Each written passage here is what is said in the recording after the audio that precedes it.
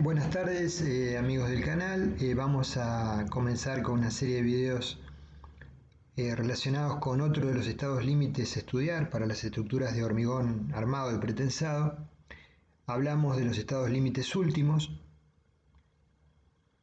y fuimos tratando los diferentes temas. Algunos todavía nos quedan pendientes, como diseño al corte, diseño a torsión, etc.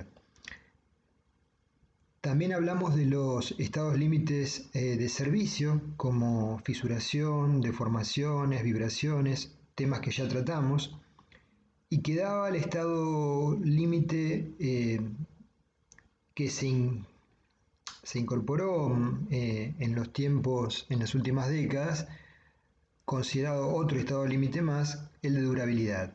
O sea que las estructuras de hormigón armado cumplan con la función apenas se las habilita, para la cual fueron diseñadas, y durante el periodo que estimamos como vida útil del cual vamos a hablar, sigan cumpliendo eficazmente y eficientemente con esa función sin gastos de mantenimiento excesivos. Bueno, esta es la primera parte, la denominada parte A. Según el código ASI 318-2005 y por ende nuestro reglamento, se define como vida útil de la estructura al periodo de tiempo a partir de su construcción, durante el cual, como mencionamos, tiene que mantener las condiciones aceptables de seguridad, funcionalidad o aptitud al servicio y aspecto estético, sin gastos de mantenimiento que sean importantes. La vida útil de la estructura en servicio tiene que ser fijada por el propietario de la obra previo al inicio del proyecto. Cuando ello no se establezca expresamente, por ejemplo el código ASI 318 asume por defecto que la vida útil en servicio es de 50 años.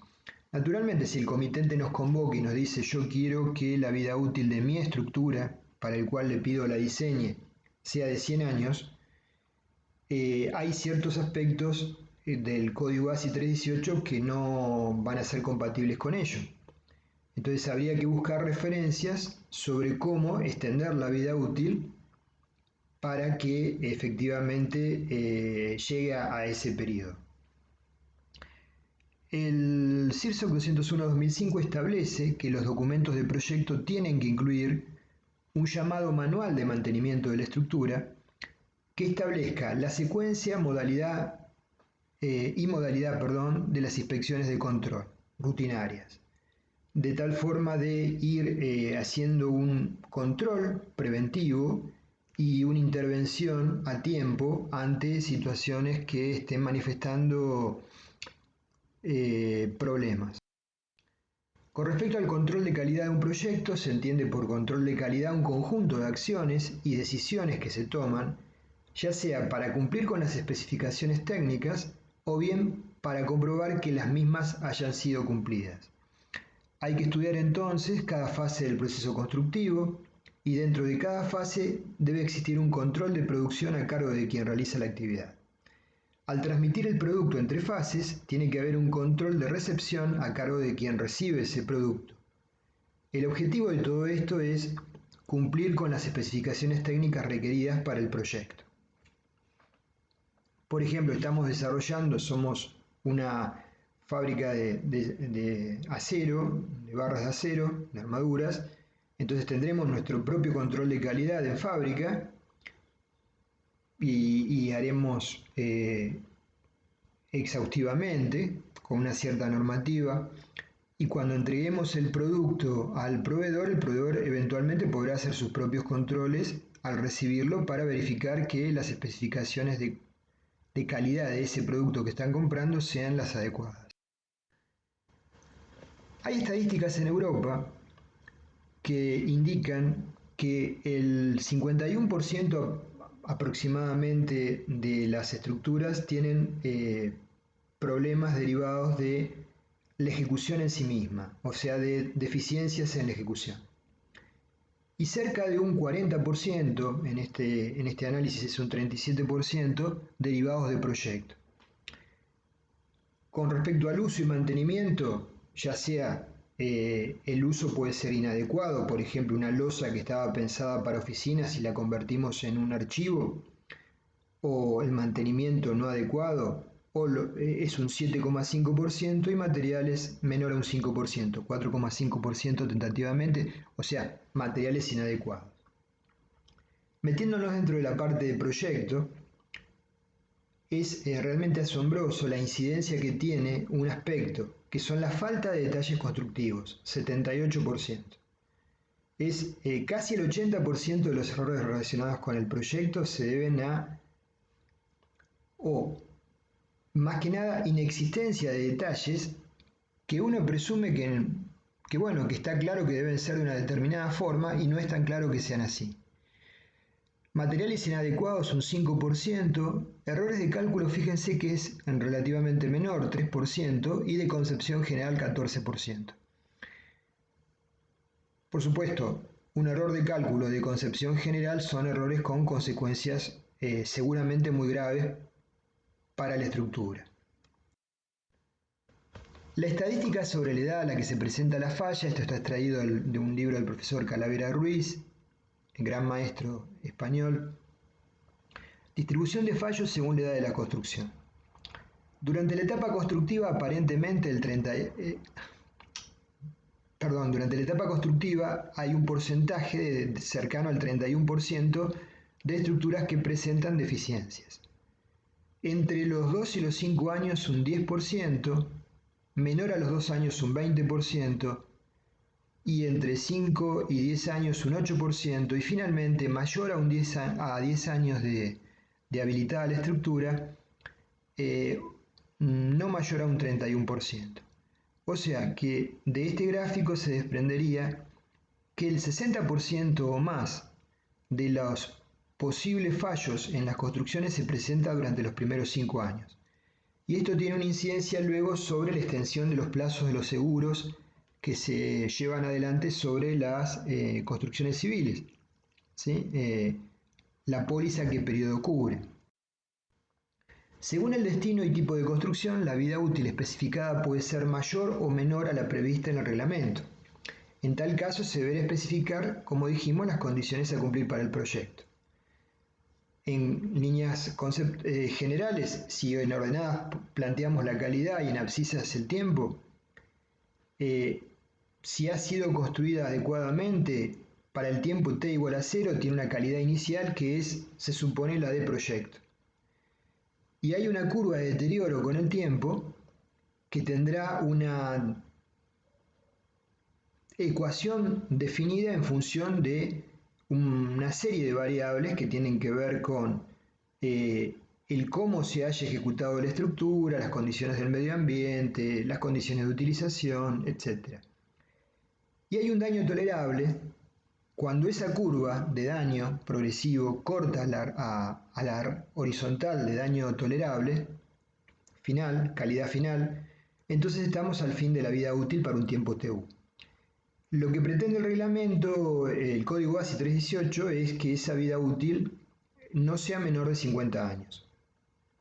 Hay otro tipo de estructuras, por ejemplo, si es una estructura para una explotación minera, donde se evalúa, por ejemplo, que la vida útil de esa explotación va a ser de 20 a 25 años. Entonces no tendría sentido especificar una vida útil de 50 años, se puede especificar una vida útil menor, de 25 años. Por otra parte, estamos desarrollando, por ejemplo, la estructura de un puente carretero importante o de una central nuclear, entonces no nos podemos permitir una vida útil de 50 años, tiene que ser mayor. A lo mejor pensamos, por ejemplo, para un puente importante, una vida útil de 100 años. Del gráfico visto se observa que aproximadamente un 40% de los errores se generan en la etapa de proyecto. Y si bien lo hemos enunciado en algunos videos relacionados con criterios de proyecto, solamente mencionamos algunos, sin entrar en detalle en ellos. Dentro de esta gama de errores que puede ser realmente muy grande, hoy en día cada vez mayor, omisión de algún estado de cargas. Vieron que hay una combinación muy importante de estados de carga. Por ejemplo, por un lado tenemos los paquetes de combinaciones de estado de carga para evaluar el comportamiento a rotura de la estructura, y por otro lado tenemos una serie de combinaciones de carga para evaluar el estado de comportamiento en servicio de la estructura. Entonces, la omisión de algún estado de carga que sea importante, la evaluación errónea de la magnitud de las acciones, esto es bastante frecuente que ocurra cuando hay problemas importantes, la deficiencia en la combinación de los estados de carga, una inadecuada combinación, errores en la modelación de la estructura de los cuales hemos hablado ya en varios videos. Eso comprende una mínima parte de los que son errores de proyecto, ¿no? Podemos inclusive incorporarle a eso la falta de documentación de proyecto adecuada con los detalles constructivos como mencionamos, que es un aspecto muy relevante. Y como errores de ejecución tenemos problemas con la calidad de materiales o dimensiones de la estructura, incorrecta interpretación de los planos estructurales y por lo tanto se traduzcan en patologías y a veces por el proceso constructivo y la premura para llevar adelante la estructura, cargas prematuras sobre una estructura que, por ejemplo, un entrepiso sin vigas, con el cual se están apeando niveles superiores de losas, que la estructura no está preparada todavía para tomarlas y no se previó en el proyecto. Respecto de la vida útil de una estructura está la conocida ley de Sitter, muchos de ustedes ya la conocerán, que nos ilustra bien la importancia de cada una de las etapas del proceso constructivo. El proceso de deterioro de una estructura según Sitter, se puede dividir en 4 fases. De las mismas se desprende que la forma más económica de lograr un proyecto con la vida útil prevista consiste en proyectar la estructura correctamente desde su comienzo y luego construirla según lo indicado en el proyecto. Antes de avanzar con Sitter, con nuestro amigo Sitter, de Sitter, hay un concepto que yo ya se los he comentado y que a veces irrita a algunos colegas, y la verdad no lo termino de entender por qué, que es que para los proyectos en general, por lo menos lo de mediana complejidad en adelante, es sumamente importante un control externo, independiente del mismo, previo al inicio. ¿Por qué? Porque nosotros, por naturaleza, aunque seamos un equipo en la oficina técnica, tendemos a discutir una idea y plantear un concepto de proyecto. Y después, naturalmente, uno puede revisar 1 o 2 veces lo que ha desarrollado, pero tiende a naturalizar que eso está bien, ¿sí? Entonces, si se ha omitido algo, no se ha advertido algún error, en las primeras 2 revisiones, o a veces en la primera, es muy difícil que luego el mismo equipo de control lo detecte.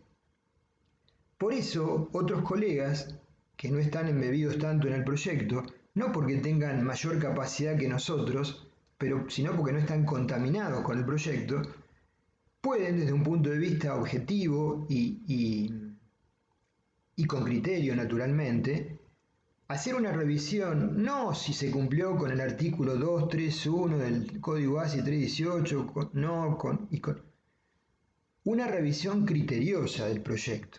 O sea, tratar de evaluar si los aspectos más importantes se han cumplido y hay algún riesgo, o si en algún caso no se han cumplido ellos, y entonces hacer una interconsulta con el proyecto, con la oficina de proyecto, y eventualmente subsanar ese hecho. Todo lo que se arregle en papeles es más económico que arreglarlo en obra. Y lo que se resuelve en obra es más económico arreglarlo que con el edificio habilitado. Bueno, la ley de Sitter establece la fase A como etapa de buen comportamiento estructural, tanto más prolongada cuanto mejor se haya desarrollado el proyecto y la construcción del mismo. Establece una fase B que sería la etapa de precorrosión, el proceso de carbonatación comienza a llegar a las armaduras. Detectado el problema, se puede intervenir con carácter preventivo, se debería hacer, La fase C sería una etapa de corrosión local activa, donde allá aparecen fisuras, manchas de óxido, y es necesario implementar trabajos de reparación y mantenimiento en carácter de urgente. Y la fase D sería una fase tardía de corrosión generalizada. Las reparaciones requeridas de no haber intervenido antes son de gran magnitud y costo. Acá tenemos costo relativo de la intervención en función de la etapa de intervención. Entonces lo que puede costar $1 en la fase de proyecto, en la fase de ejecución cuesta $5, en la fase de mantenimiento preventivo 25 y en la fase de mantenimiento correctivo 125. O sea, se incrementa exponencialmente el costo para resolver el mismo problema, ¿sí? Por eso, lo que se resuelve en la etapa de proyecto es un poco más de trabajo, alguna explicación al comitente, pero es significativamente menos complejo que aquello que se resuelva en la fase de ejecución. Y si no se detectó en el proyecto y en la ejecución, bueno, aún es mucho más complejo. Bueno, generalidades. Con respecto a la durabilidad, hay cargas o deformaciones impuestas que son acciones sobre la estructura, que hemos venido hablando de las mismas durante los diferentes videos que hemos ido tratando y seguiremos haciéndolo. Y por otro lado, acciones sobre la estructura que son acciones del medio ambiente. Los efectos de las cargas o deformaciones impuestas, como ya lo dijimos, fueron estudiados. Nos vamos a abocar al estudio en estos videos de las acciones generadas por el medio ambiente. En términos generales, durante el periodo de vida útil de la estructura, los agentes climáticos no tienen que ocasionar deterioros que comprometan la capacidad de utilización de la misma. El deterioro de la estructura se puede producir por ciclos de congelamiento y descongelamiento, cuando la estructura está a la intemperie y en un clima que genere esas condiciones, por reacción alcali-árido, que sería un problema de gran complejidad que probablemente deje fuera de servicio la estructura, por acción de aguas o suelos agresivos, por corrosión o por abrasión o desgaste del hormigón, por ejemplo en represas hidráulicas, en las zonas del vertedero, el paso del agua, ¿no? Los ciclos de congelamiento afectan el hormigón debido al aumento de volumen de las partículas de agua libre en su masa y las presiones internas que originan fisuras. Existen agregados que reaccionan químicamente con los álcalis del cemento, provocando aumento de volumen, que generan la destrucción del hormigón por reacción alcali-árido. En la represa que me tocó trabajar durante 6 años, había un estudio muy exhaustivo de los agregados, y se utilizaba un cemento especial puzolánico con un alto tenor de puzolanas que había sido diseñado en particular para esa y otras represas de la zona, que tenían el mismo tipo de agregados. Y había un control muy estricto sobre el mismo, para evitar la reacción potencial alcali-árido. Los sulfatos de sodio y magnesio y calcio contenidos en ciertos suelos y aguas originan una reacción química expansiva con ciertos componentes del cemento y un aumento de volumen que genera fisuras. Ejemplos de deterioros del hormigón estructural. Por ejemplo, vemos una pila supongamos que es un viaducto portuario, donde la superestructura está fundada sobre pilotes. En la zona sobre el nivel de marea se ingresan sustancias en estado gaseoso, dióxido de carbono presente en el aire, sales. Y en la zona por debajo de la marea hay ingreso de sustancias en estado líquido, fundamentalmente sales disueltas en agua. Según el Comité Europeo del Hormigón, hay indicios visuales que nos pueden dar niveles de daño. El nivel A, por ejemplo, son signos iniciales de corrosión, podrían ser manchas de óxido en la superficie. Nivel B, manchas de óxido y fisuras con espesores menores a 0,4 milímetros. Nivel C, desprendimiento de recubrimiento y fisuras de mayor espesor. Nivel D, reducción de la sección de las barras, como ya se pueden ver en la foto de la derecha. El detalle ampliado, sería a la izquierda el detalle ampliado. Y el nivel E, Flexión y pandeo de elementos estructurales con reducción de secciones de las barras mayor a un 10%. Con respecto a los ciclos de congelamiento y deshielo y medidas preventivas, se puede incorporar aire intencionalmente, incorporado mediante aditivos, incorporadores de aire. Es conveniente utilizar una baja relación agua-cemento, desarrollar un buen curado y evitar un congelamiento temprano. Nosotros en una de las losas del puente que estábamos trabajando, se trabajaba todo el año en la presa, se desarrollaban el hormigón las 24 horas del día, los 7 días de la semana, y durante un periodo importante de tiempo teníamos temperaturas de a lo mejor -5, -10 grados bajo cero. Me acuerdo que terminamos de desarrollar el hormigón de una losa de puente, y para evitar el congelamiento de la capa superior de la losa se colocaban tachos con acerrín y gasoil, se quemaba adecuadamente espaciados, y con personal que estaba encargado de que no se apagaran o no disminuyeran la intensidad durante la noche, y de esa forma se trataba de evitar la caída de helada sobre el hormigón fresco. Habíamos terminado de hormigonar una losa cercano a las 6 de la tarde, o 5 de la tarde, cuando ya empezaban las temperaturas a descender fuertemente.